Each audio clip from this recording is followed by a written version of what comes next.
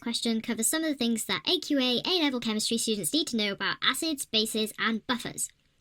The value of Ka for methanoic acid is 1.78 times 10 to the minus 4 mole per decimeter cubed at 25 degrees C. We're given the temperature because Ka equilibrium constants depend on temperature. A buffer solution is prepared containing 2.35 times 10 to the minus 2 moles of methanoic acid.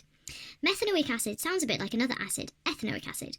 Vinegar, a famously weak acid. Methanoic acid is similar to ethanoic acid in that it is also a weak acid.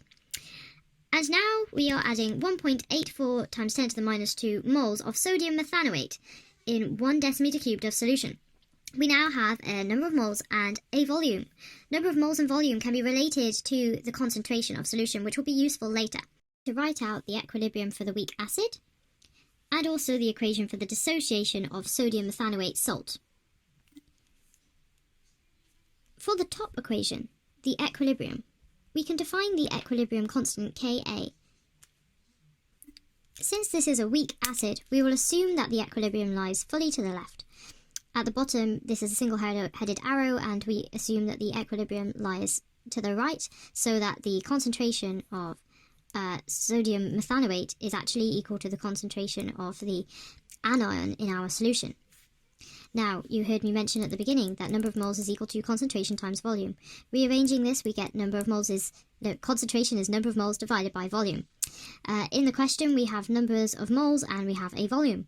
That means that we can find the concentration of the methanoic acid on the left-hand side here, and the concentration of formate ions, or the anion, on the right-hand side here, where we assume that all of the weak acid is undissociated and all of the salt is dissociated.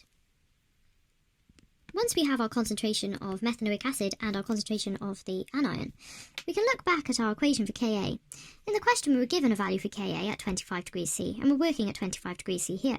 So we have Ka. We also have the concentration of the methanoic acid, which we just calculated. We also have the concentration of the anion, which we calculated. This leaves us to find the concentration of H+, which is perfect because we know that our expression for pH is the minus log of H+ ion concentration. So next we must rearrange this equation here so that we have the concentration of hydrogen ions as the subject. When we take things over to the other side, if they were divided on one side, they must be times on the other.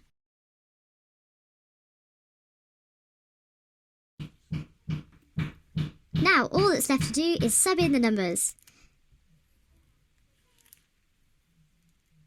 And that one's all the way up there, and will come into here. Which equals 2.273 times 10 to the minus 4. As far as the units are concerned, we need to look at this equation and see that the mole per decimeter cubed will cancel with one set of mole per decimeter cubed, leaving one remaining. So the units of our answer are mole per decimeter cubed, as expected for concentration. Subbing this into the log base 10 equation for pH, we end up with a pH of 3.64 to 2 decimal places. Given that this is actually an acidic buffer, we expect an acidic pH.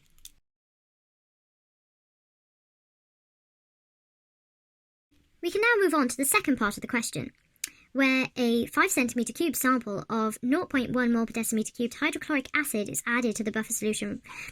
We need to now calculate the new pH. The whole point of a buffer solution is to withstand changes in pH, so some of you may be asking, why are we calculating the pH? Isn't the pH the same? Well, hopefully it will be very similar, but there will be a slight change in pH upon addition of this hydrochloric acid. So what will happen on addition of this hydrochloric acid? Let's get back our equations for this buffer system.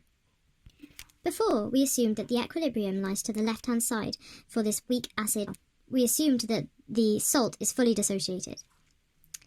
Now we are adding hydrochloric acid, an acid, so we're going to have a lot of H+ around.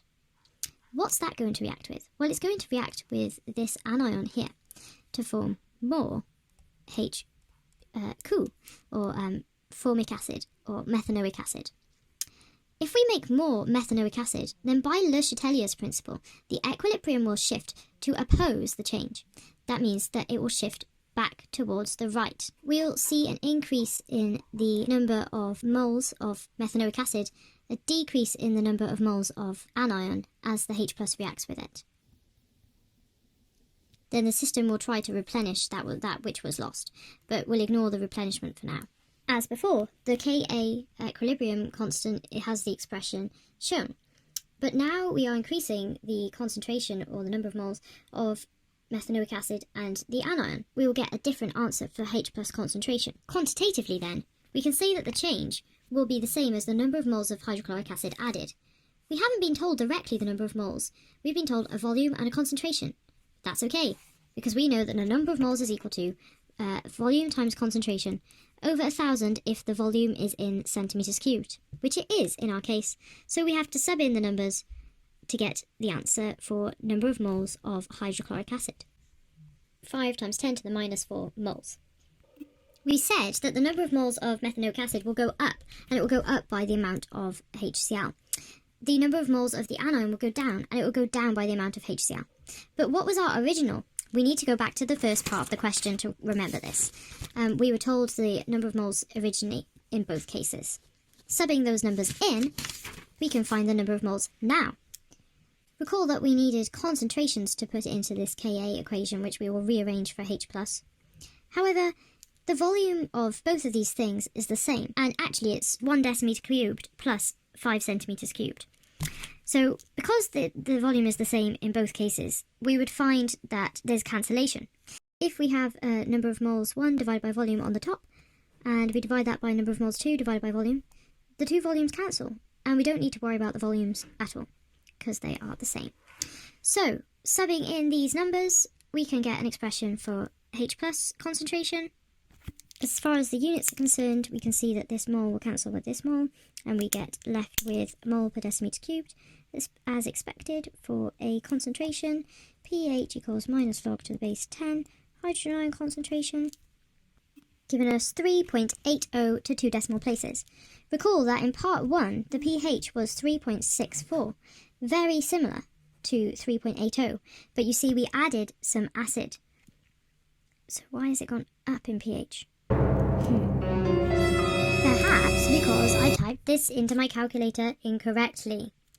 And the answer here is not 1.597, but it's 2.38659. So, if I do log of answer, take the negative version, I get 3.62, which makes so much more sense because it's only slightly lower, 0.02 pH units, and we would expect the one with the acid added to be slightly lower as the buffer solution doesn't quite compensate straight away, but as you can see it does a very good job of maintaining that pH, and if you had it to 1 decimal place it would be exactly the same. Thank you for listening.